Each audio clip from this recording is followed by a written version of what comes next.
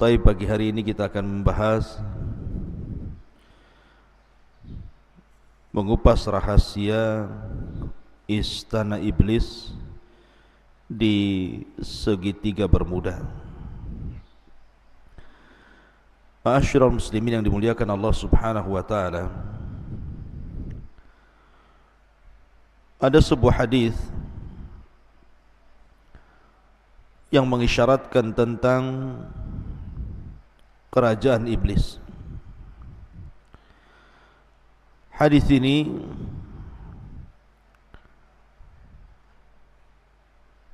dikeluarkan oleh para ulama hadis, di antaranya Imam Muslim meriwayatkan dari hadis Abdullah ibn Umar radhiyallahu anhuma tentang cerita yang sangat masyhur di zaman Nabi sallallahu alaihi wasallam, yakni cerita tentang Ibnu Sayyad. Jadi Ibnu Umar radhiyallahu anhuma suatu ketika bercerita tentang ayahnya Umar bin Khattab radhiyallahu an, yang berangkat bersama Nabi sallallahu alaihi wasallam hendak mengecek keberadaan Ibnu Sayyad, yang kabar sampai kepada Rasul dan para sahabatnya ciri-cirinya persis seperti Dajjal. Maka berangkatlah Umar dan juga Rasul dan sahabat yang lainnya untuk mengintip-ngintip Ibnu Sayyad. Sampai-sampai Nabi SAW harus mengintai dari satu pohon ke pohon berikutnya tentang Ibnu Sayyad ini.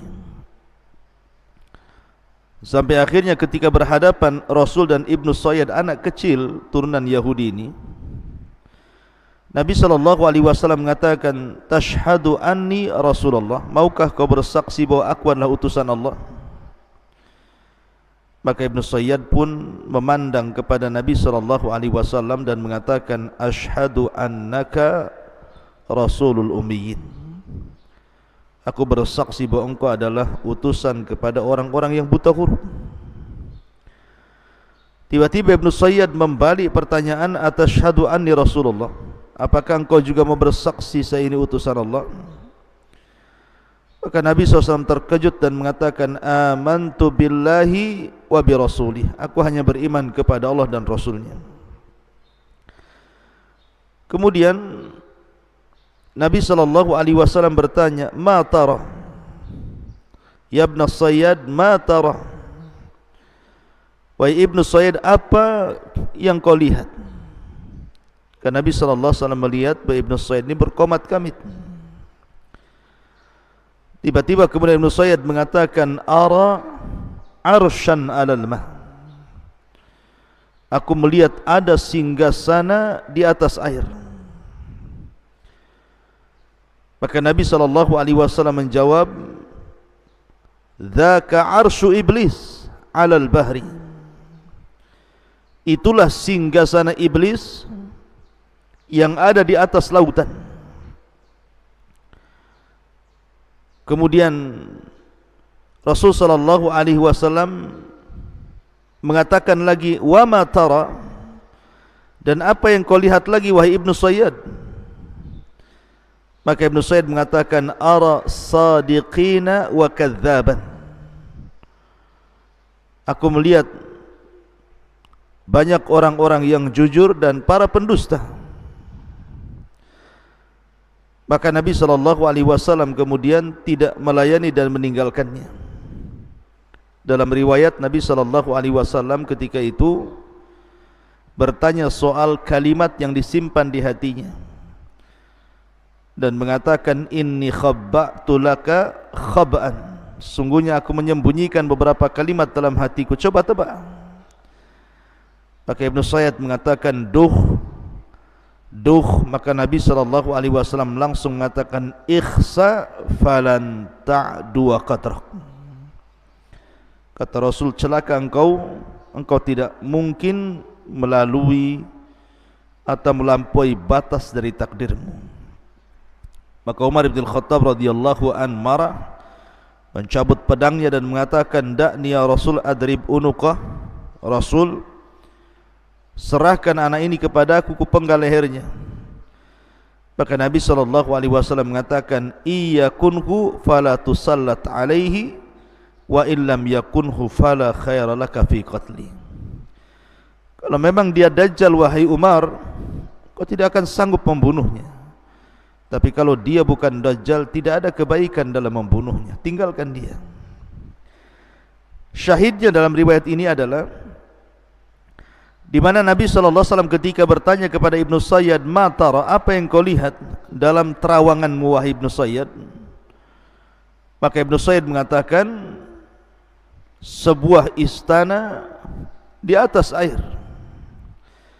Maka Nabi SAW mengatakan, "Tara arsya iblis alal bahri." Itu adalah singgasana iblis yang terletak di tengah-tengah lautan.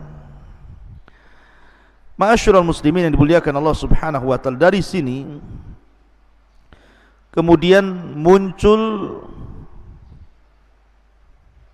sebuah pendapat dari kalangan mutaakhirin bahwa singgasana iblis itu jangan-jangan berada di segitiga Bermuda, sebuah laut Atlantik yang ma'ruf gitu ya, dan juga benua Amerika dan benua Afrika.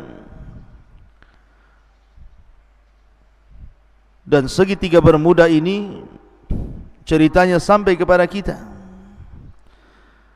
bagaimana kapal banyak yang hilang, pesawat banyak yang jatuh, dan hampir-hampir tidak bisa diteliti bangkai kapal dan pesawatnya, dan para awaknya hampir-hampir tidak ada yang selamat dan semua mati.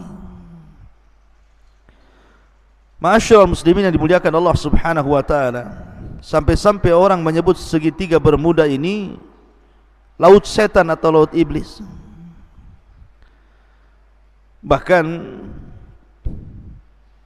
ada sebuah buku yang berjudul Dajjal akan muncul dari kerajaan jin di segitiga Bermuda, yang dikarang oleh Syekh Muhammad Isa Daud dari Mesir,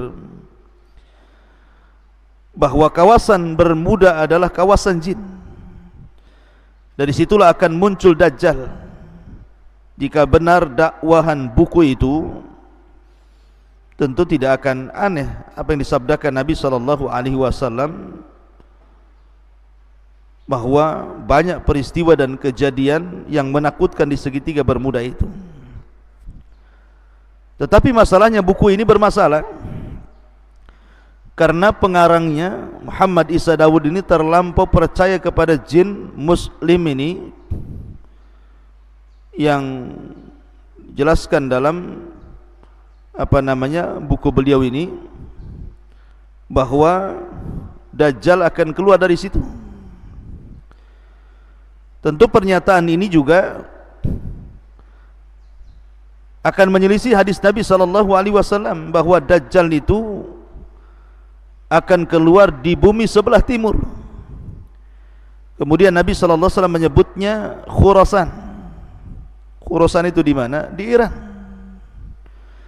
Artinya hadis Nabi SAW menjelaskan bahwa kemunculan Dajjal itu di Khurasan, bukan di segitiga Bermuda. Tapi Muhammad Isa Daud ketika berdialog dengan jin, kemudian jin ini menjelaskan bahwa Dajjal akan muncul di kerajaan di segitiga Bermuda, tentu akan menyelisih hadis Nabi SAW. Intinya bahwa berkembang opini-opini di masyarakat bahwa jangan-jangan istana iblis itu ada di segitiga Bermuda tadi, karena banyaknya peristiwa-peristiwa aneh dan banyaknya kapal-kapal dan pesawat yang kalau lewat di segitiga Bermuda hampir-hampir tidak selamat dan tersedot masuk ke dalamnya. Ma'asyiral muslimin yang dimuliakan Allah Subhanahu wa taala. Tapi bagaimana menurut pandangan Islam tentang istana iblis ini? Betulkah berada di segitiga Bermuda? Lah di sini dalam hadis ini Nabi SAW mengatakan, inna iblisa yadau arsyahu alal ma. Sesungguhnya iblis meletakkan singgasananya di atas air. Lah kalimat di atas air inilah kemudian dalam riwayat Ibnu Sayyad tadi di atas lautan, sehingga memunculkan prediksi ketika kita berbicara tentang segitiga Bermuda. Segitiga Bermuda yang berada di antara Laut Atlantik, benua Amerika dan benua Afrika. Kenapa kemudian muncul prediksi bahwa jangan-jangan istana yang dimaksud dalam hadis itu adalah istana yang diletakkan oleh iblis di segitiga Bermuda? Karena ada yang mengatakan bahwa segitiga Bermuda ini adalah pertemuan antara laut panas dan laut dingin. Laut panas dan laut dingin. Dan dalam sebuah hadis Nabi SAW, ketika Nabi SAW menjelaskan tentang bayangan matahari, kata Nabi SAW, sebagaimana dikeluarkan Imam Ahmad, naha an yujlasa baina dhahhi wa dhilli. Nabi SAW melarang untuk duduk di antara sinar matahari dan di antara bayang-bayang sebuah benda. Jadi kalau seandainya ada pohon, kemudian sinar itu matahari menghadap pohon, kemudian di situ ada separuhnya masuk ke bayang-bayang pohon, separuhnya masuk ke cahaya sinar matahari, kemudian seseorang itu tidur di antara bayang-bayang dan juga cahaya matahari, maka Nabi SAW melarang, tidak boleh. Alasannya Nabi SAW mengatakan karena itu adalah majlisus syaitan, majlisnya syaitan. Ma'asyiral muslimin yang dimuliakan Allah Azza wa Jalla. Lah dari hadis ini kemudian orang mengkiaskan kepada segitiga Bermuda, karena ada arus dingin berasal dari Amerika, sementara arus panas berasal dari Afrika, kemudian berjumpa di segitiga Bermuda itu. Karena itu adalah tempatnya syaitan. Akhirnya kemudian orang memprediksi bahwa di situ jangan-jangan istananya iblis yang dimaksud dalam hadis Nabi SAW ini. Akan tapi ikhwatu fiddin, saya ingin katakan bahwa menentukan tempat dengan langsung mentakyin bahwa di segitiga Bermuda itu adalah istana iblis ini tidak bisa. Ya memang di situ banyak kecelakaan yang luar biasa gitu ya. Banyak pesawat yang jatuh dari zaman ke zaman, banyak kapal laut yang kemudian tersedot ke dalamnya juga dari zaman ke zaman. Sampai hari ini bahkan para peneliti juga masih kebingungan karena khawatir mereka tersedot ke dalam arus segitiga Bermuda itu. Akan tapi kemudian kalau memponis bahwa di situ adalah istana yang dimaksud dalam hadis Nabi SAW, bisa iya bisa tidak. Masalahnya Nabi SAW tidak mengisyaratkan ke arah situ. Dalam hadis tadi Nabi hanya mengatakan bahwa setan itu meletakkan singgasananya di atas air. Bisa saja berpindah-pindah dari satu laut ke laut berikutnya, sekali-kali di segitiga Bermuda, sekali-kali di tempat lain. Tapi untuk memvonis bahwa hadis ini kemudian adalah diisyaratkan kepada segitiga Bermuda, wallahu alam, maka tidak ada isyarat dalam hadis ini, karena Nabi SAW hanya mengatakan tentang istana iblis itu berada di atas lautan atau berada di atas air.